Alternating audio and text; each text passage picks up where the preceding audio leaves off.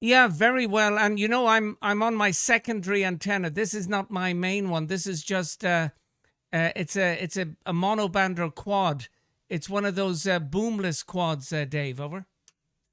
Okay, okay. Well, it's working, that's for sure. You're solid 30 on that transmission, so anywhere between 20 and 40 dB, pretty much most of the time. I was quite surprised when I heard you on 290.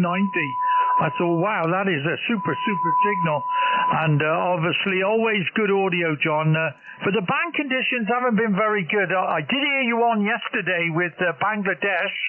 I called and called, but the guy went QRT. It was a big pile up for him, and I haven't been on in the mornings with the VK lads of late because the bands have been absolutely terrible in the mornings, but opening up in the evenings. But everything else is okay. So nice. I just came into the shack to see how things were on the bands. It's very warm still, 27 Celsius.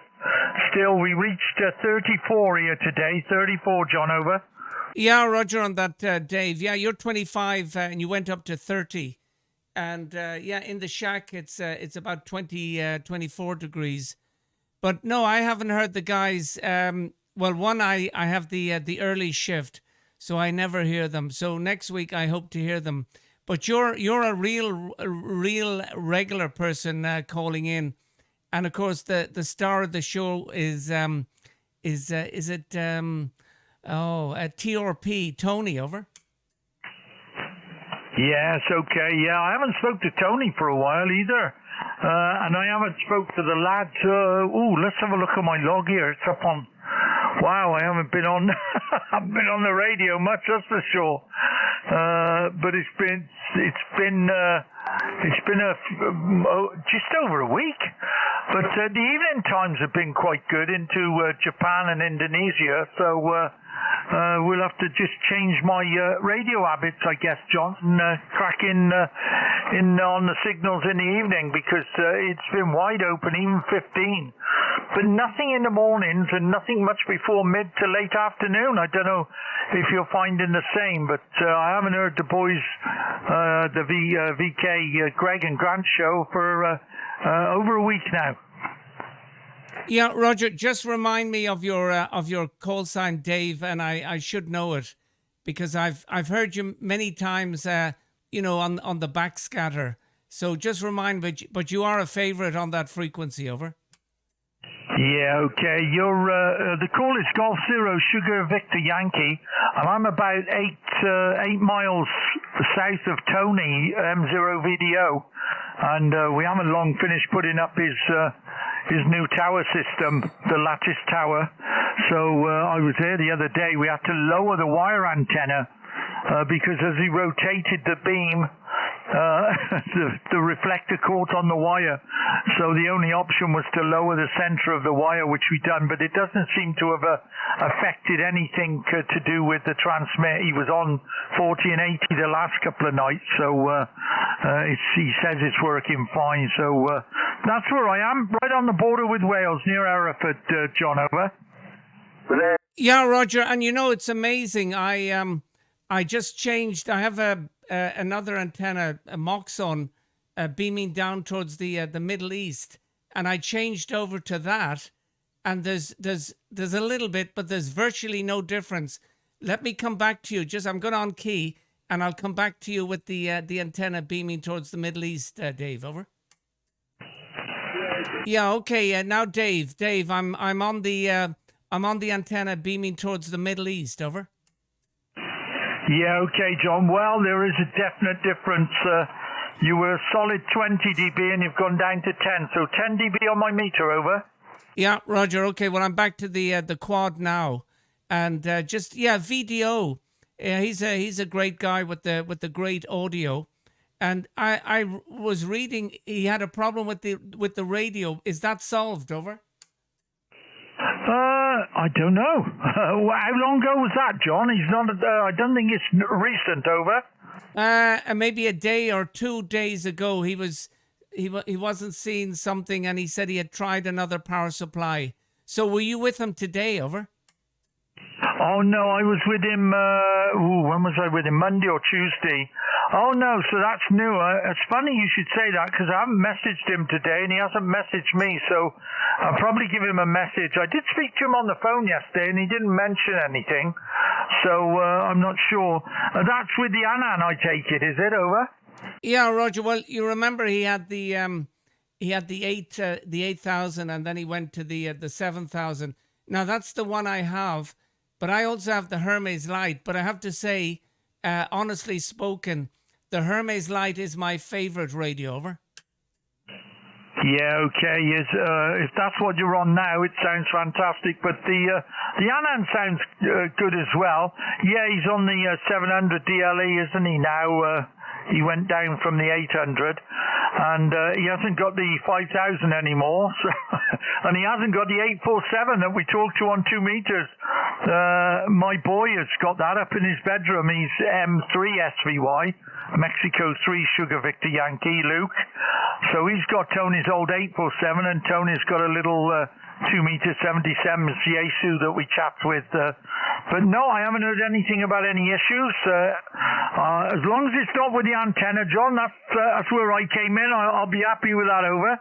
Yeah, Roger. And just out of curiosity, Dave, G0SVY, ON80I for ID. What is his height normally, and what is the maximum height that he can go? Over. Yeah, well, I think with the new tower, it's about a good 50 feet. It's a 3-section. Each section is roughly 20 feet, but you lose a little bit. Then you've got a cage 5 foot, and then you've got a bit of stub pole. So about 50 to 52 feet, I would say, but he runs it down at about roughly where his other antenna was permanently fixed, where mine is at about 30 feet. Over. Okay, well, I think I mentioned it to him, but you can only say things and then people have to make their own decisions. Mine used to be at 12 meters above ground, and then I had a visit from a pal of mine, ON7OFF, and he said, no, you're going to have to put it up to 14 meters. I put it up to 14 meters. It was night and day. Over. Yeah, okay, yeah. Well, Tony does say the same. When it goes up, his receive gets a lot quieter, you know, but the band noise goes down and any local noise, but I'm not sure whether his signals, he doesn't put it up that much, I'll be honest with you. I think he's only had it up once or twice since we finished doing it, installing it. So maybe with this nice, really calm weather and that, he'll crank it up, John. Over. Yeah, Roger. Well, if he can get it up to about, in old money, about 48 feet, he'll see a big difference. And just out of curiosity, he had the quad up for a while, but he took it down. Over.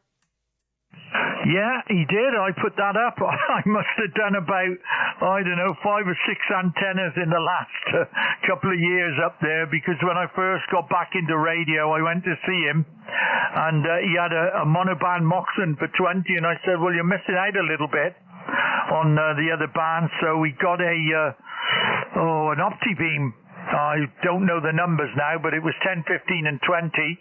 Then he got the quad, and we put that up, and it was a bit flimsy for him, to be honest. He gets a lot of strong winds up on the top of the hill where he is. So he's taken that down. He's got the Mosley 4-element, which is a 3-element on 10, 15, and 20, and a rotary dipole on 12 and 17. So no, I think he's quite happy with it. It is a trapped Yagi, but I'm running a trapped Yagi that's about 35 years old, and it seems to be working okay. Over. Yeah, Roger. No, you're doing a great job. But the thing about the traps, especially the old ones, were good. But sometimes you can have leaks, and you can find insects inside. But I had a neighbor of mine, and he had a trapped Yagi. But the problem with him, he was always running about 1.5 kW. And I said, you only need 500, but he just kept to his guns, and then he damaged the antenna. Over. Oh yeah, that's good. That can be common, especially in the States, because their limit's 1.5, and wow, it's a lot for a trap to handle, you know. But yeah, when I got this antenna, it's an old J-beam. I expect you might remember that manufacturer, old J-beam TB3, and it came off. I had one 20 odd years ago, and it worked very well for me. So I managed to get this one, only 50 quid, John. Me and Luke, my son, we refurbished it, took all the traps apart, cleaned them all, and they were in surprisingly good condition. A couple of loose screws here and there, a bit of hardware, U-clamps and that to replace and service, and cleaned it all up, and it's been up now 2 years.